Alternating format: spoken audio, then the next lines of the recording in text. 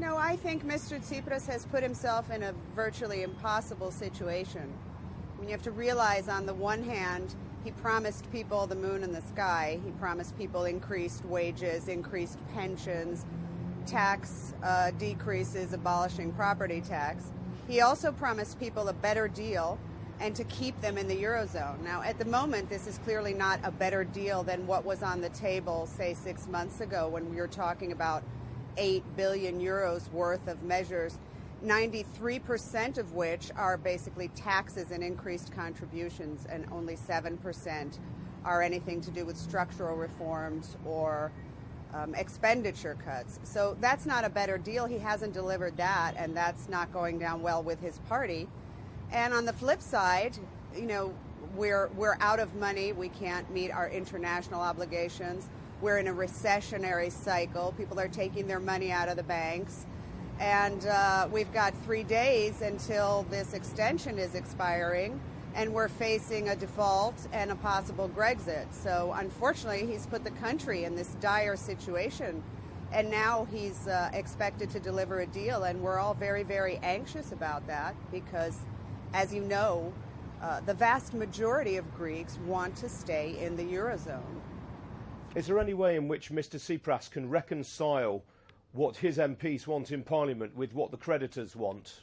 Well, I think that's very difficult. I mean, like I said, his MPs have promised people that they're going to actually increase their wages and increase their pensions and give them free electricity and $2 billion worth of humanitarian aid and all sorts of other things, which he should have known were not possible under the circumstances. So now they're going to have to vote for stuff that's very, very painful for your average Greek.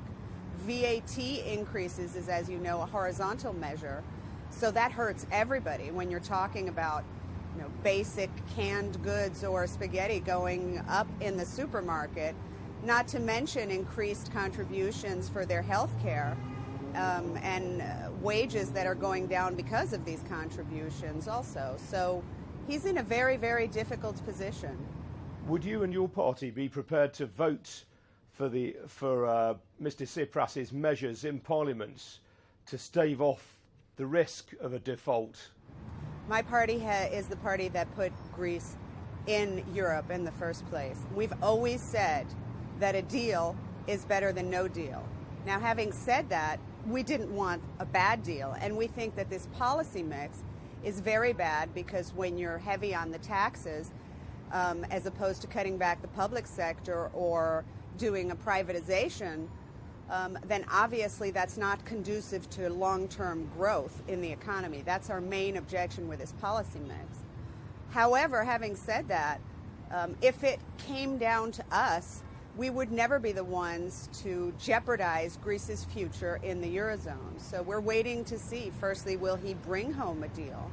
Secondly, what is his party's position about this deal? And will he be able to maintain a parliamentary majority?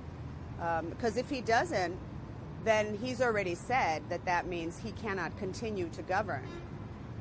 Do you think Greece needs a snap election now then to, in the event of Tsipras's motion in Parliament falling?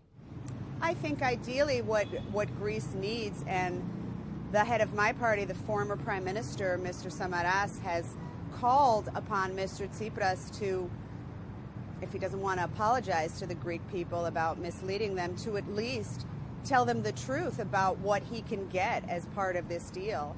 And hopefully, in a call for national unity for all of us, even at this very last moment, to come together and try and get a deal for Greece that'll keep us in the Eurozone and will be the best possible deal for the Greek people.